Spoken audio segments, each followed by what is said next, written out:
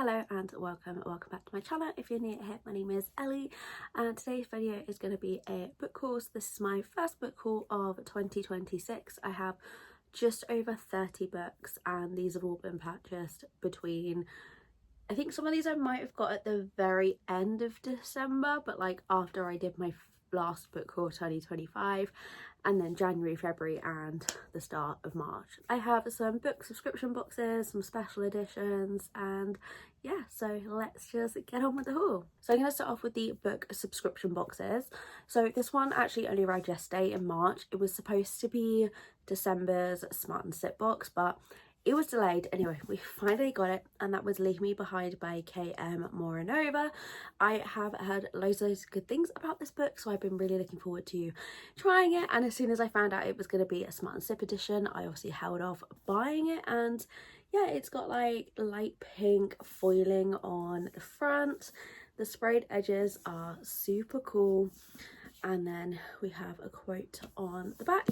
And this is signed as well. There is like some semi-spicy artwork, so I won't be showing that, but yeah, we have it signed. And yeah, I'm just really looking forward to reading this one, and I'm going to try not to say that about every single one of these books. And then this was January's Smart and Sit. We have Nightshade by Autumn Woods. The February box is delayed, so I haven't got that yet, but yeah, this is January's. They have had some amazing picks recently, and again this one is signed. I have been wanting to read this for months. I got the Works special edition, and yeah, I was gonna read it and I've been really tempted to, but I heard that it ends on a cliffhanger, so I've been putting it off so I can read it closer to the second book coming out. And then I've received 2 Fairy Loot books as well since my last book haul. So the first one was January's King of Ravens by Claire Sager. Again, another book that I've heard so many good things about. This is under the dust jacket. It is so pretty, and I love all the foiling on the artwork as well. And again, this is signed. And my February Fairy Lit Romantasy is Half City by Kate Golden. I just love having special edition books. We have Under the Dust jacket. I love that design. And of course this one is signed as well. Then I picked up one book in HMV, and that was The Dark Lord's Guide to Dating and Other War Crimes by Tiffany Hunt. So I received an e-arc of this one and I loved it so much that I wanted to buy a physical copy, and it was on sale in HMV for like £5.40, but I think it is actually now in the works for £5. But yeah, I just love this one, and it's one that I knew I wanted to reread, so I wanted a physical copy so that I could like annotate and tab it. But in this one we have a Dark Lord, obviously, and he needs to find a wife. So he essentially kidnaps was she a princess? I read this back in January, but he basically kidnaps a wife, and it's their story. And I just really loved this because although he was a Dark Lord, it had like a very humorous tone to the story, and yeah, I was just obsessed with it, so I will definitely be rereading this one. And I've been sent one book by Bloomsbury, and that was Moral Ambition, and this is by Rutger Bregman. This is a non-fiction. I can't really explain what it's about because there's no blurb, but I think this is a kind of self-help inspirational non-fiction read, just kind of about bettering your life and yourself, which I thought sounds really interesting. The next little category are books that I've got secondhand. So the other day I went to the library and they had a sale section, and there was 3 books for £1, so I grabbed 3 books. The first one being A Love Boat Taipei by Abigail Hing Wen. Pretty sure I started to watch the movie of this on Netflix, but I think it's been removed and I only got like halfway through.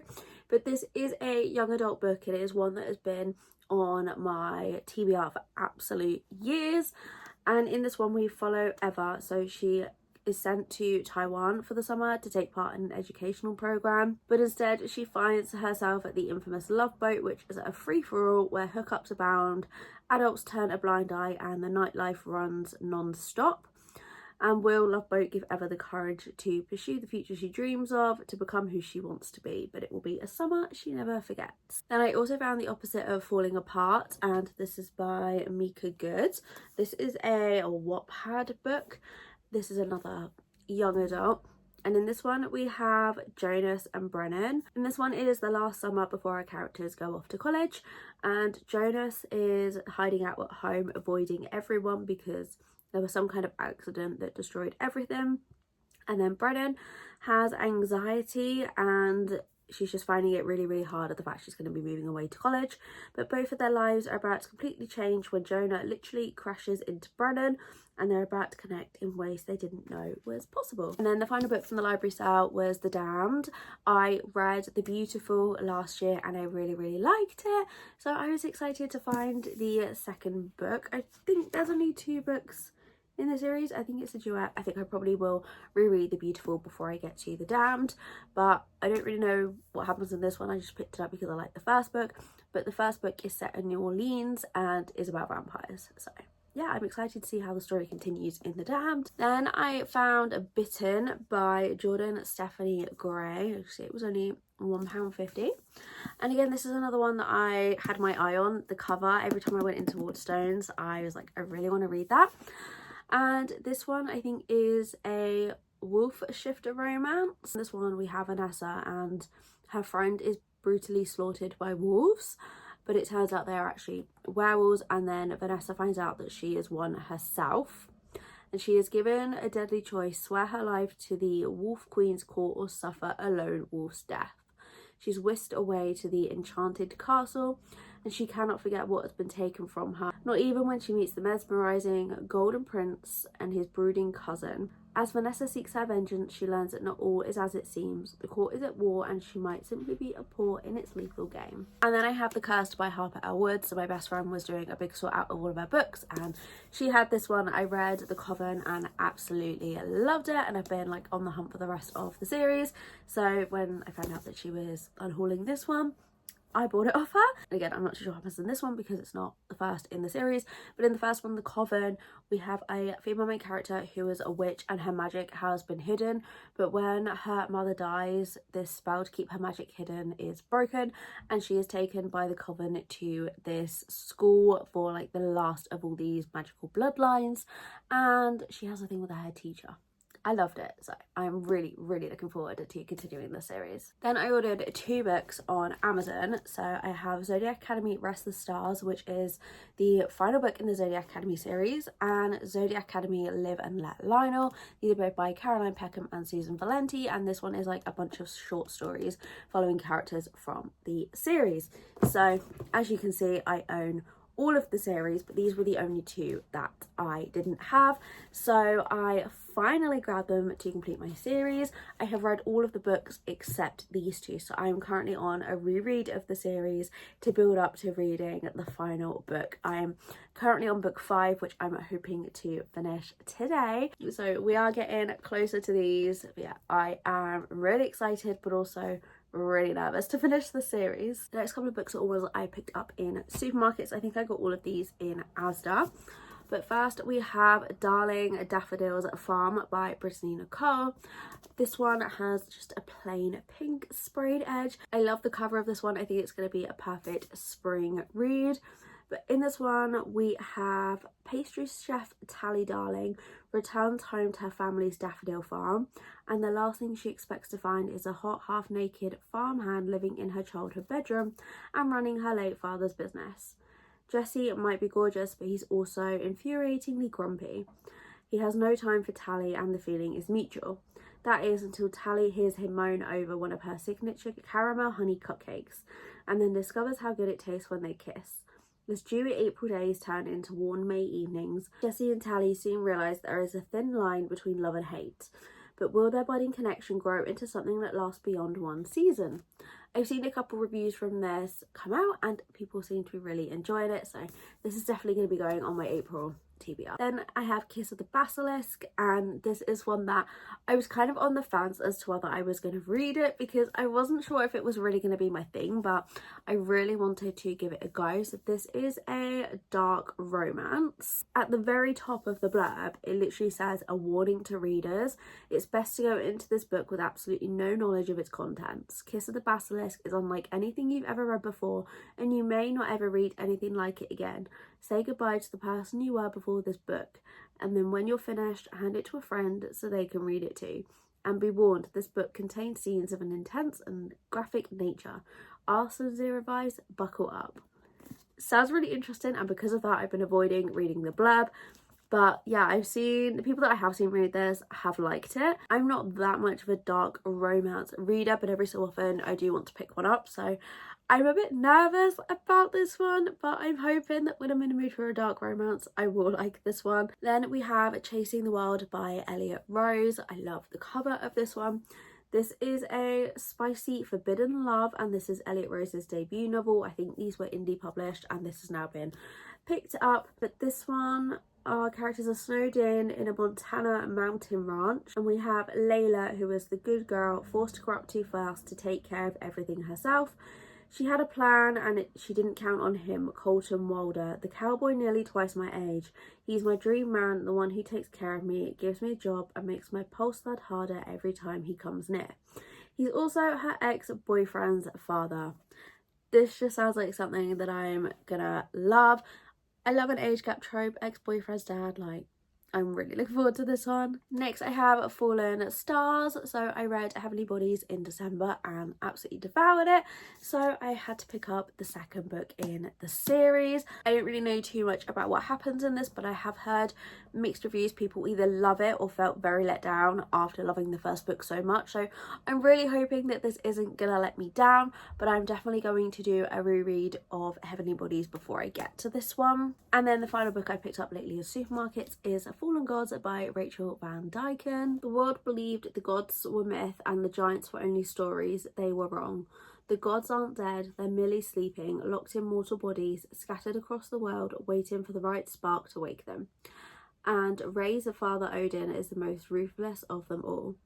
Odin raised her to obey, to bleed, and to be his blade when the time came.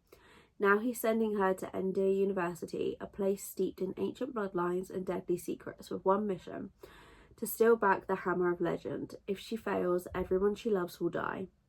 But Eric Erickson wasn't part of the plan. He's the enemy's heir, distant, dangerous, and the one person she absolutely cannot afford to fall for. He has closed himself off completely, and the more she tries to unravel him, the harder it becomes for her to remember who she truly is and where lies end. On a mission she never chose, and a man she was never meant to love stands between her and a war that will decide the fate of the world. The whole enemies heir thing in this is just what made me buy this book. I love that trope, anything enemies to lovers and fantasy. So yeah, I've not seen too many people talking about this one, so I'm really interested to see a bit more about what this is all about. So the final section of this haul and the largest are books that I picked up in the works. So starting off, these I think are the most recent ones that I have grabbed in there, but we have House of Bane and Blood and City of Mirth and Malice by Alexis L. Menard. Again, I think these were indie published but have recently been picked up traditionally, and they've been ones that have been on my TBR for a really long time, and I was just really excited to find them in the works, especially in the 3 for $7.50 deal. So I won't read this one because it's the second in the series, but in the first one, House of Bane and Blood. Welcome to the city Lynch Haven, where magic, smoke and steam swirl in the streets and monsters hide in the dark. Once I was the most powerful heiress in this city, and then Atanos killed my father and left my family business empire in ruins. When the man who destroyed my world offers to pay our debts in exchange for my hand in marriage, I have no choice but to accept. Nikolai is everything I was raised to hate. Arrogant, heartless, and devastatingly handsome. He leads a group of criminals with lethal magical abilities. I know I can't trust him, but as we plunge into an underworld of blood and enchantment, I can't deny the attraction drawing between me and Nikolai, or the thrilling power I feel whenever he's around. I have very, very high hopes for this series. Then I picked up Across the Vanishing Sky by Catherine Cowles. Everyone is raving about this at the moment. The works have this sprayed edge edition. So in this one, we follow Breeden. She is returned to Starlight Grove, the town that took everything from her. With a sun to raise and a past that won't stay buried, she's back and determined to uncover the truth about her best friend's disappearance. She just didn't count on Dex, the brooding, reclusive mountain man living next door. Locals whisper about Dex and his dark past, but Bray sees the man beneath the scars, loyal, kind, and fierce enough to protect her when danger comes knocking. because someone isn't happy that Bray has been digging and will do anything to stop her. But Dex, he'll stop at nothing to save her, even if it means slipping back into the dark. I think I've only read one other book by Catherine Cowles before, and I did really love it. And like I said, everyone is just raving about this book at the moment, so I'm hoping this is going to be a 5-star read for me as well. And then I have And Now Back to You by B.K. Borison. Again, we have the works Sprayed Edge edition. I have the Sprayed Edge of First Time Caller, so I was desperately trying to find it so they could match together. And yeah, I have had mixed feelings about B.K. Borison. I read the Love Light Farm series and didn't really like any of them. But then I read First Time Caller and it was one of my favourite books last year. So I have very high expectations and I'm hoping I'm going to love this one too. This one is about Jackson and Delilah. For years, the two have clashed like thunder and lightning until they're paired up against their will to cover the snowstorm of a century. Eager to be taken seriously as a journalist, Delilah offers Jackson a deal. If he can help her ace the assignment, she'll help him recover his long-lost fun side. But when other feelings start to enter the equation, can Jackson and Delilah withstand the storm? Or does what happens in the mountains stay in the mountains? Then we have a fantasy that I've never heard of before, which is Whisper of War and Storms by C.L. Mecca. The cover is what drew me to this, and this was also in the 3 for £7.50 deal. So in this one we have a lost princess, a forbidden love and a destiny she never knew awaited her. When a forgotten ring reveals her true heritage as the long-lost princess, a kingdom of immortals and magic, her world is turned upside down. But there's just one problem: Mev didn't know she was missing. Thrust into a realm on the brink of war, Mev is caught between her newfound legacy and a dangerous political game. A powerful king holds the key to restoring an ancient portal that connects their realms, but his son, Kel, stands in her way. Prudent, relentless, and dangerously irresistible, Kel is sworn to protect his people, even if it means kidnapping Mev to keep her from uncovering the truth. As dark forces rise and her dormant powers awaken, trust is a luxury neither can afford. Yet their hearts may leave them no choice. Mev must embrace her destiny or risk losing everything, because the storm isn't coming, it's already here. This is an enemies to lovers romantasy full of tangled secrets and dark magic. This is right up my street and it's quite short for romantasy. I'm not too sure if it is part of a series or if it is a standalone, but I've never seen anyone talk about this. I'd never heard of it until I'd seen it in the works, so I'm intrigued by this one. Then I have Nocticadia by Kerry Lake. This is another one that I've been really wanting to read and was very surprised when I found in the works for £5. So in this one, our female main character had to watch her mother succumb to a mysterious illness, and she promised herself 2 things. She'd find the cure for what ravaged her and leave the godforsaken city where she was abandoned. 4 years later, she receives an acceptance letter from Dracadia University, a secluded, prestigious school on an island off the coast of Maine. Legend says it's haunted by the souls of the mental patients exiled there centuries before, but the ghosts aren't even its most daunting peculiarity. Deverick Bramwell, known on campus as Dr. Death, is my devastatingly handsome professor. He loathes first years like me, yet his dark gaze tells me all the ways he'd devour me if given the chance, and his stolen kisses burn with forbidden jealousy. Together, we're a toxic disaster waiting to be exposed, and when the truth surfaces, we may be the ones to resurrect Dracadia's most depraved secret. This is definitely on the chunkier side and is clearly more of a darker romance. I haven't read anything by Kerry Lake before, but I've heard loads of good things about this author recently. Then I have A Dance of Lies, and this one I picked up because of the sprayed edge. Like, this is such a gorgeous book. This is another fantasy. So we have Vasily Morin was once a dreamer in King Ilian's court until he framed her for murder. 2 long years in shackles leaves her broken when suddenly she is called to face her king. He offers her a deal: spy on his enemies at the royal gathering and he'll grant her freedom. But Ilian's orders grow dangerous and bloody. Vasily discovers the monster she serves may be aligned with an even greater evil, and help from Ilrian's rakish brother Anton, the king of the east, only complicates things more. The rivalry between brothers escalates, with Vasily caught in the middle. If she is to survive, she must decide who to trust, who to fight for, and how much of herself she's willing to damn in the process. Just because of the cover, I feel like this is going to be a really perfect fantasy to read during the summer months. But it just sounds really good, especially if she's caught up between 2 love interests. Then I have Honor by Danielle Baker. This is a part of the Skyridge Hot Shot series. It has the sprayed edge. I finally managed to get all three with this sprayed edge. This series is all by different authors. They are all following firefighters. In this one, our main character is a wildland firefighter, and that's all he's ever known. It's his greatest passion, but this dangerous job destroyed his parents' marriage, so he knew he'd never be a relationship kind of guy. All of that changes when his best friend moves his recently widowed and pregnant younger sister and her 2 kids in next door. He'd been crazy about Teddy for years, and after he assists her in an emergency home birth, he finds himself spending more and more time near her and her kids. Teddy's heart is locked up after losing her husband, and breaking down her defences is damn near impossible. But he wants to show her that he's here to stay for all of them. As a superintendent, his duty to his crew has always been his priority. But with Teddy's heart on the line, can he give up the only life he's ever known? Or is he doomed to be honour bound and lose the only woman he has ever loved? Slightly nervous about this one, because it sounds like it's going to be super emotional, but I'm just really looking forward to getting into this series. We're on to the last 5 books now.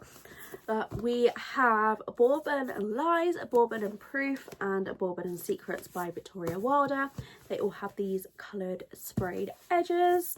I think these are part of a small town romance series. I think they are interconnected standalones that follow different couples. This one is on my TBR for this month. But at the top of all of these books, it says, in Fiasco, Kentucky, there is one rule: never fall for a fox brother.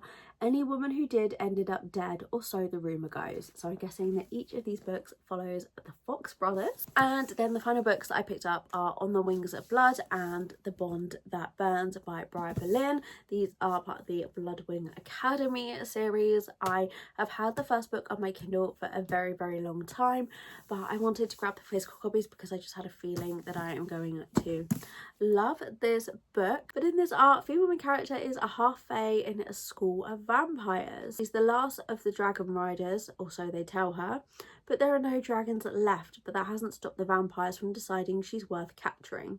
Now stuck at Bloodwing Academy, where the High Bloods run everything, and the Blightborn are just blood in their veins and pawns in their games. The worst part is Blake. He's been tormenting her since the moment they met, and now, thanks to some ancient ritual, they're betrothed. He acts like he owns her, but she's not going down without a fight. Bloodwing isn't just a school, it's a battlefield, and if you're weak, you're dead. Between deadly competitions and a dragon-shaped secret looming overhead, all she has to do is survive. Except she's starting to think the real danger is what she's becoming in this twisted game of power, and Blake might just be the one who pushes her over the edge. They think they can control me, they think they can use me, but they have no idea what they've awakened. It's just another series that so many people seem to be loving recently, so I cannot wait to dive in. Okay, so that is my first book haul of 2026. And looking at that, I've only read one of those, which was the arc that I bought the physical copy of, which probably isn't that good, but I'm hoping that they are all going to end up being ones that I have loved. Let me know if there's any of these that I should put at the very front of my TBR. But thank you so much for watching. I hope you enjoyed, and I'll see you again next week with another video.